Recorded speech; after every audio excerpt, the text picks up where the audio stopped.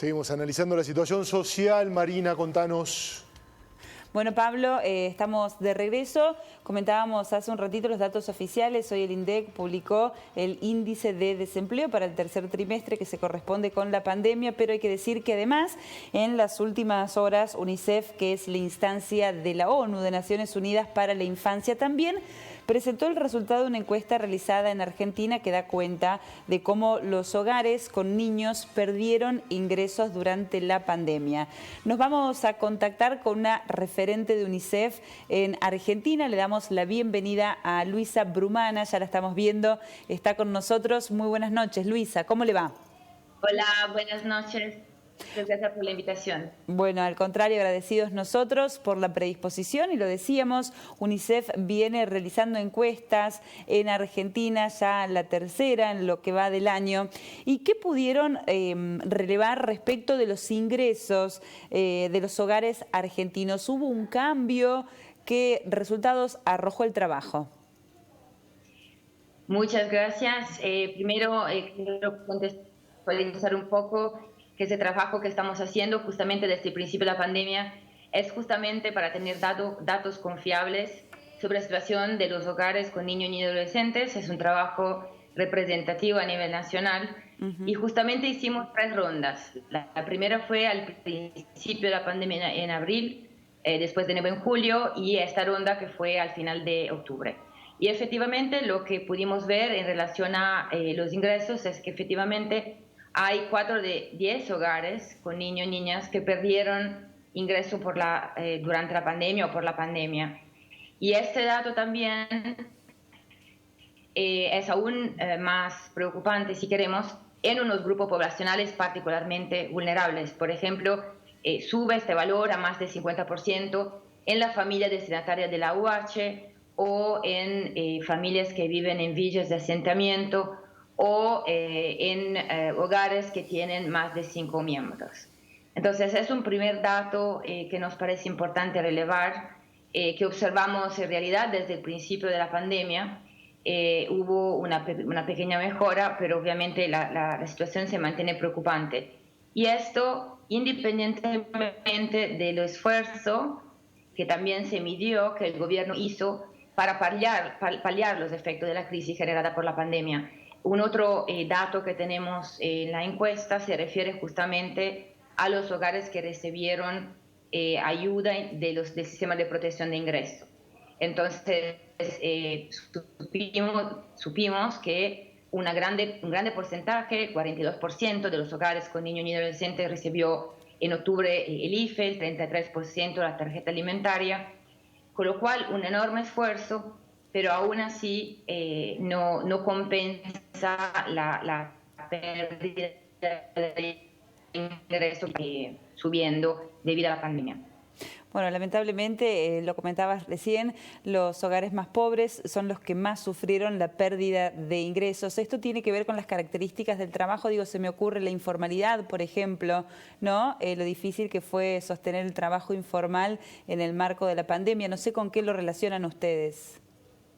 Sí, obviamente desde el principio todos los hogares que tenían trabajos informales se vieron más comprometidos, en particular en la fase más específica de aislamiento. También lo que estamos viendo en general es que, por ejemplo, si miramos a los cambios que se observaron y la pérdida de ingresos, hay una mayor parte que dice de los que perdieran ingresos, que lo perdieran porque tuvieran horarios de trabajo reducidos. Estamos hablando de un 36%, algunos que suspendieron temporalmente y otros con miembros que desde ya perdieran empleo y no pudieran volver a trabajar. El otro elemento, si quieren, que también muestra nuestra encuesta, es que hay un porcentaje, bueno, un porcentaje significativo, diría yo, de familia que dicen estar endeudadas, ¿sí? Hablamos de un 21%. Y de esta, un tercio dice que utilizó los fondos prestados para comprar alimento. Entonces ahí creo que es importante relevar justamente que, digamos, hay un derecho de niños y adolescentes, que es el derecho a una alimentación saludable, no solo de tener comida, pero de tener la comida que corresponde, nutritiva, etcétera, que en toda esta pandemia se vio, digamos, un poco vulnerado, y al cual nosotros como UNICEF, en nuestro plan de respuesta de COVID que activamos desde el principio, intentamos apoyar a través de las organizaciones de base comunitaria, justamente para paliar un poco este efecto. Obviamente Bien. hay mucho más y, como dije, todos los esfuerzos son importantes, y lo digo porque creo que va a valer en 2021 igual. Todos los esfuerzos son importantes, toda la solidaridad es importante y nada debe ser suficiente. Bien. Luisa, consultarle una cuestión más, tiene que ver a lo mejor con un dato cualitativo de análisis, no sé si se releva porque es muy difícil, no debería darse, es ilegal, pero consultarle por el trabajo infantil. Uno a veces se pregunta esto, ¿no? Cuando en los hogares caen los ingresos de los adultos, si no se termina habilitando una situación para fomentar o para empujar al trabajo infantil. ¿Ustedes como trabajadores de la infancia han podido trabajar esta cuestión?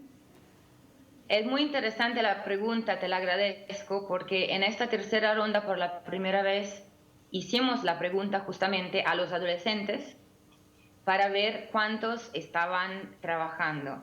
Y efectivamente tuvimos un dato que nos preocupa, que es el 16% de los adolescentes en los hogares donde viven, obviamente, estaban realizando actividades laborales destinadas al mercado. Y casi la mitad de ellos nos dijo que no lo hacía antes de la pandemia. Entonces ahí es un fenómeno honestamente a estudiar más. Repito, fue la primera vez que lo medimos, justamente en un trabajo conjunto con los colegas de la Organización Internacional del Trabajo, también de las Naciones Unidas, y lo que pensamos, lo que suponemos es justamente por causa de la caída de los ingresos de la familia, los adolescentes están contribuyendo más, lo que obviamente preocupa, en particular pensando también a la cuestión educativa, que también es algo que medimos, porque obviamente las dos cosas parecen no ser compatibles. Entonces obviamente ahí tememos que estos adolescentes salieron de la escuela y hay que proactivamente volver a buscarlos para que vuelvan a la experiencia educativa que se merecen y que está legislada en el país. Claro, esa es la importancia de la estadística, Luisa, pensar en el número para elaborar políticas públicas, y ahí necesariamente hay una problemática. Muchísimas gracias por el contacto con Telediario, ha sido muy amable con nosotros. Muchísimas gracias a ustedes, en particular por hablar de niños y adolescentes. Espero que continúen a hacerlo en los próximos meses, para que yo creo que la sociedad pueda realmente pensar y tener un pacto para que sus derechos... Muy amable, hasta cualquier momento.